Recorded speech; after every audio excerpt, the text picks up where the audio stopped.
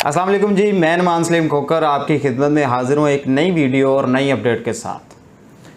Canada के अलावा कौन से ऐसे ममालिक हैं जहाँ पर आप जाके जॉब तलाश कर सकते हैं, बेहतरीन रोज़गार हासिल कर सकते हैं।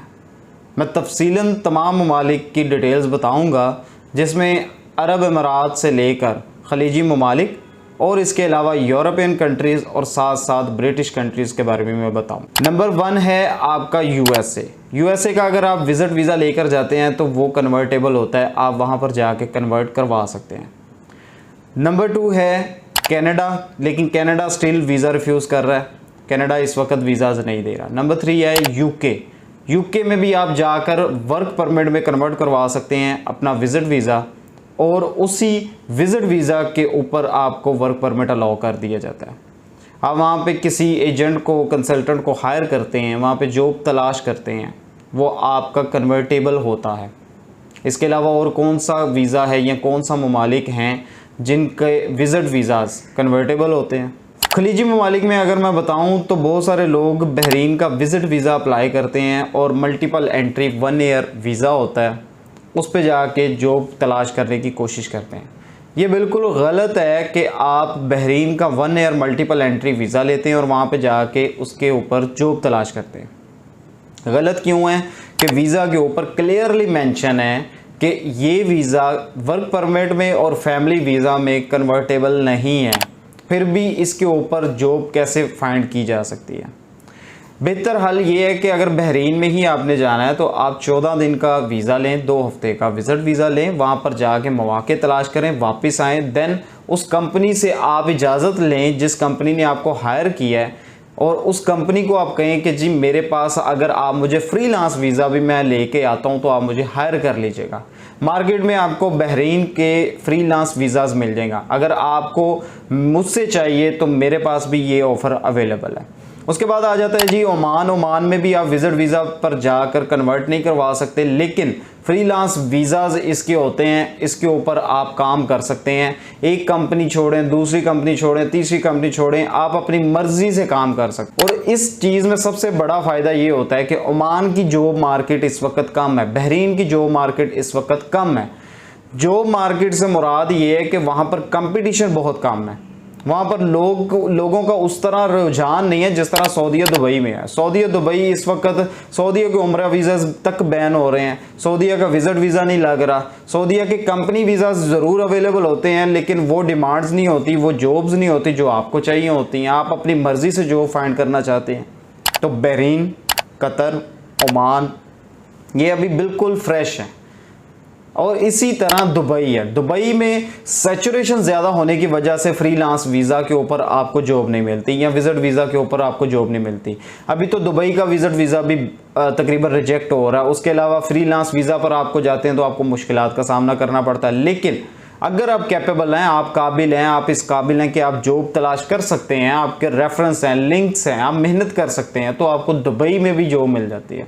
अगर आप दुबई जाना चाहते हैं फ्रीलांस वीज़ा पर तो मैं आपको मशवरा दूंगा कि आपने अपने तमाम तरह डॉक्यूमेंट्स अटेस्टेशन करवा के जाने हैं। बल्कि किसी भी मुल्क में आपने जाना है, आपने अपने तमाम डॉक्यूमेंट्स अपोस्टल या मिनिस्ट्री ऑफ फॉरेन अफेयर्स से अपोस्टल करवा के जाने हैं।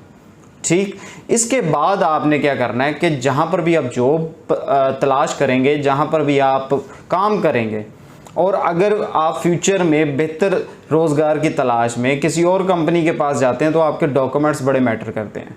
जो बिल्कुल फ्रेशर्स हैं, जिनकी तालीम नहीं है, जिनको पढ़ना लिखना नहीं आता है, वो बेहतर है कि कोशिश करें कि कोई हुनर सीखें। हुनर के बगैर आप किसी मुल्क में भी कामयाब नहीं हो सकते। आपको आ जाकर लेबर का काम करना पड़ता है, लोडिंग अनलोडिंग का काम करना पड़ता है, कंस्ट्रक्शन लेबर होती है, डिफरेंट कैटेगरीज़ की लेबर होती है, क्लीनिंग होती है, ये काम करने पड़ते हैं। लेकिन हमारे पाकिस्तान में एक अलमिया है कि इन कामों को बड़ा हकीर निगाहों से देखा जाता है, जबकि बैरून मुल्क में इन्हीं कामों से लोग लाखों डॉलर कमा रहे हैं। इसके बाद आ जाता है जी साउथ अफ्रीका। साउथ अफ्रीका में भी आप विज़िट वीज़ा पर जाके अपना वर्क परमिट कन्वर्ट करवा सकते हैं। लेकिन अगर आप साउथ अफ्रीका में रेफरेंस के बिहाफ पर जाते हैं, आपके लिंक्स हैं, तो आपके लिए आसानी होती है, क्योंकि वहाँ पर जॉब तलाश करनी है या बिज़नेस करना है, उसके लिए लिंक्स होना ज़रूरी है। साउथ अफ्रीका की पॉलिसीज़ को जो समझने वाला है वो आपका कोई जानने वाला लाजमी हो। ये कोई रिस्ट्रिक्शन नहीं है, ये आप खुद भी कर सकते हैं, लेकिन बेहतर मशवरा ये है कि आप साउथ अफ्रीका अगर मूव हो रहे हैं तो आपका कोई ना कोई जान पहचान वहाँ पर लाजमी होनी चाहिए। इसके बाद एक और कंट्री है, बल्कि एक और कंट्री नहीं, कंट्रीज़ हैं, वो हैं यूरोप, पूरे का पूरा यूरोप। अगर आप विजिट वीज़ा पर जाते हैं, पूरे का पूरा यूरोप आपके सामने होता है। आप किसी भी मुल्क में जाके उस विजिट वीज़ा को कन्वर्ट करवा सकते हैं अपने वर्क परमिट पे, और उसी वर्क परमिट में आप काम करवा सकते हैं। बहुत से लोग समझते हैं कि यहाँ से लीगली मूव किस तरह हुआ जाए, यूरोप की तरफ कैसे जाया जाए, तो उसके लिए भी मेरे पास पैकेज मौजूद है। आप यूरोप का ग्रुप टूर लें, वहाँ पर जाके आप जॉब फाइंड करें, जॉब आपको मिलती है आप उसी वीज़ा को कन्वर्ट करवा लें। फिर इसके अलावा तुर्की है, तुर्की में भी आप विजिट वीज़ा पर जाकर अपना कन्वर्ट करवा सकते हैं इसको वर्क परमिट में। ये वो तमाम ममालिक हैं जहाँ पर आप विजिट वीज़ा पर अगर जाते हैं तो ये सारे विजिट वीज़ाज कन्वर्टेबल हैं वर्क परमिट्स में, और ये तमाम ममालिक कनाडा से भी बेहतर हैं।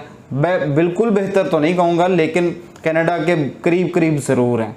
अगर खलीजी ममालिक में ओमान भी देखा जाए तो ओमान में अगर आप कामयाब हो जाते हैं, आप काम करते हैं, तो ओमान की करेंसी दुनिया की तीसरी स्ट्रॉन्गेस्ट करेंसी है। उसके अलावा ओमान इस वक्त सेफेस्ट कंट्रीज़ में सरफहरिस्त है। एक कंट्री मैं बताना भूल गया, और वो ये है कि आप न्यूजीलैंड में भी अगर जाते हैं तो विजिट वीज़ा कन्वर्टेबल होता है, लेकिन आपको जॉब मिलना लाजमी है। इन तमाम कंट्रीज़ में आप चले तो जाएंगे, लेकिन आपके पास इतनी कैपेबिलिटी होनी चाहिए, आपके सोर्सेज होने चाहिए, आपके लिंक्स होने चाहिए कि आपको कोई आपका बाजू थाम ले या आपको जॉब मिल जाए। बेहतर ये होता है कि आप खुद से जाकर कंपनीज़ में अप्रोच करें और ख़ुद से जाके आप वहाँ पर काम की तलाश करें, और आपको ये जॉब्स मिल भी जाती हैं। ये वो तमाम कंट्रीज़ हैं जिनके विजिट वीज़ास पर आप जाते हैं तो ये कन्वर्टेबल होते हैं, जिनमें खलीजी ममालिक का मैंने आपको बताया कि वो बेहतर है कि आप डायरेक्ट फ्रीलांस वीज़ा लेकर जाएं। अगर फ्रीलांस वीज़ा में आपको परेशानी आती है, आप थोड़ा सा शक व शुबात में हैं कि अगर फॉर एग्ज़ाम्पल बहरीन का या कतर का या ओमान का आप फ्रीलांस वीज़ा लेकर जाते हैं तो क्या आपको जॉब मिलेगी या नहीं मिलेगी, तो उसका बेहतरीन हल है कि आप 1 महीने 2 महीने 3 महीने का छोटे विजिट्स करके आएँ। आप विज़िट करके उस दौरान तलाश करें, जॉब तलाश करें, जो मिलती है वहाँ पर उनके साथ कमिटमेंट करके आ जाएं, यहाँ से फ्रीलांस वीज़ा लें या वहाँ पर बैठ के फ्रीलांस वीज़ा लें और अपना काम स्टार्ट करें। ये बेहतरीन और आसान तरीन हल है। इन्फॉर्मेशन अगर आपको अच्छी लगी तो वीडियो को लाइक एंड शेयर लाजमी कीजिएगा, चैनल को सब्सक्राइब कर दीजिएगा। अपना बहुत सारा ख्याल रखें। मुझे दें इजाज़त। अल्लाह हाफिज़।